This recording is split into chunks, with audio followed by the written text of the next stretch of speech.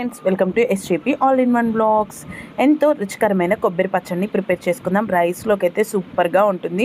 కొబ్బరి పచ్చడా అని అస్సలు కొట్టి పారేయకండి, టేస్ట్ అయితే సూపర్గా ఉంటుంది. ఈ విధంగా ట్రై చేయండి. ఇంకా ఎలా చేయాలి ఏంటి అనేది ప్రాసెస్లోకి వెళ్ళిపోదాం, వచ్చేసేయండి. మొదటిగా కొబ్బరి చిప్ప నుంచి కొబ్బరిని సపరేట్ చేసేసుకోవాలి. ఇలా సపరేట్ చేసుకున్న కొబ్బరి ఏదైతే ఉందో ఆ కొబ్బరిని ఎంత వీలైతే అంత చిన్న చిన్న ముక్కలుగా కట్ చేసుకోవాలి. ఈ విధంగా కట్ చేసుకొని ముక్కల్ని పక్కన పెట్టేసేసుకుందాం. స్టవ్ వెలిగించుకొని బాండి పెట్టేసేసుకుందాం. ఈ బాండీలో 1 స్పూన్ ఆయిల్ వేసేసుకుందాం. ఇలా ఆయిల్ వేసేసుకున్న తర్వాత మనం కట్ చేసి ఉంచుకున్న ముక్కలు ఏవైతే ఉన్నాయో ఆ ముక్కల్ని వేసేసుకొని కలుపుకుంటూ లో ఫ్లేమ్లో పెట్టే వేయించుకోవాలి. హై ఫ్లేమ్లో పెట్టామంటే పైకి మాత్రమే కలర్ చేంజ్ అయిపోయి లోపలికి అస్సలు ఫ్రై అవ్వదు. పచ్చడి చేసినప్పుడు పచ్చి పచ్చిగా ఉంటుంది. ఇంకా మనకి కొబ్బరి ముక్కలు మంచిగా వేగితే స్మెల్ అయితే వస్తుంది. అలాంటప్పుడు ఈ ముక్కల్ని పక్కకు తీసేసుకుందాం.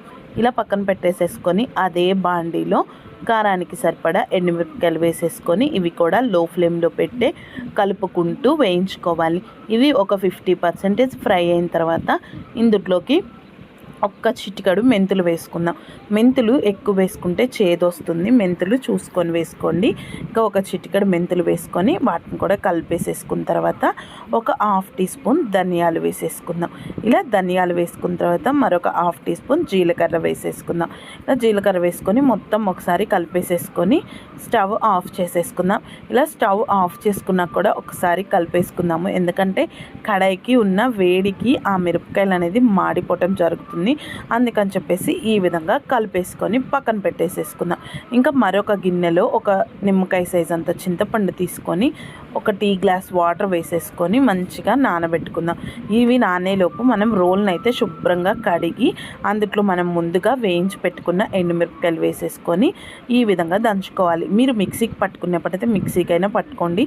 ఇక్కడ నేను రోట్లో వేసి దంచుకుంటున్నాను. మిక్సీకి వేసి చేస్తే అంత టేస్ట్ ఉండదు, రోట్లో దంచుకుంటే టేస్ట్ బాగుంటుంది.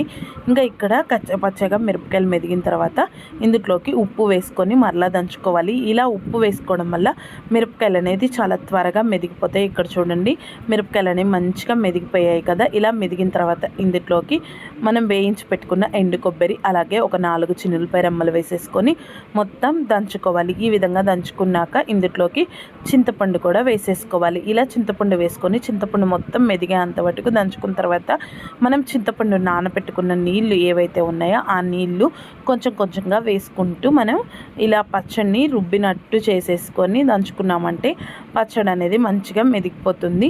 ఒకేసారి నీళ్లు వేసుకున్నామంటే ఆ నీళ్ళంతా సరిగ్గా మెదకక ఎగిరొచ్చి ఆ నీళ్ళంతా కళ్ళలో పడుతుంది. అందుకని చెప్పేసి కొంచెం కొంచెం మెదిగిన తర్వాత చూసుకుంటూ వాటర్ వేసుకున్నామంటే మనం తీసుకున్న గ్లాస్ నీళ్లు కరెక్ట్గా సరిపోతాయి అన్నమాట. ఇంకా ఇలా పచ్చడి మొత్తాన్ని కలిపేసేసుకున్న తర్వాత ఈ పచ్చడిని వేరొక గిన్నెలోకి తోడేసుకుందాం. ఒకవేళ ఉప్పు సరిపోలేదు అంటే చూసుకొని వేసుకోండి. నేను వేసిన ఉప్పు అయితే కరెక్ట్గా సరిపోయింది. ఇంకెక్కడ మనకి పచ్చడి మంచిగా మెదిగిన తర్వాత ఈ విధంగా పక్కకు తీసేసుకుందాం. పక్కకు తీసేసుకొని దీనికి పోపు పెట్టేసేసుకున్నాము. పోపు కావాలంటే పెట్టుకోండి, లేదు అంటే లేదు. ఇక్కడ నేనైతే పోపు పెట్టేసేస్తున్నాను. పోపు కోసం స్టవ్ వెలిగించుకొని బాండి పెట్టేసేసుకుందాము. బాండి ఇందాక మనం మిరపకాయలు వేయించుకున్న బాండి ఉంది కదా, అందులోనే పోపు పెట్టుకుంటే సరిపోతుంది.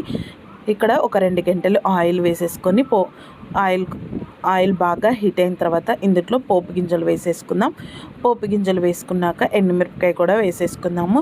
ఇలా ఎండుమిరపకాయ వేసుకున్నాక కరివేపాకు కూడా వేసేసి మంచిగా ఇవన్నీ ఫ్రై అయిన తర్వాత మనం ముందుగా దంచిపెట్టుకున్న కొబ్బరి పచ్చడి ఏదైతే ఉందో ఈ కొబ్బరి పచ్చడిని ఇందులో వేసేసుకొని కలిపేసేసుకొని స్టవ్ ఆఫ్ చేసామంటే కొబ్బరి పచ్చడి రెడీ అయిపోతుంది. ఇది రైస్లోకి అయితే చాలా బాగుంటుంది.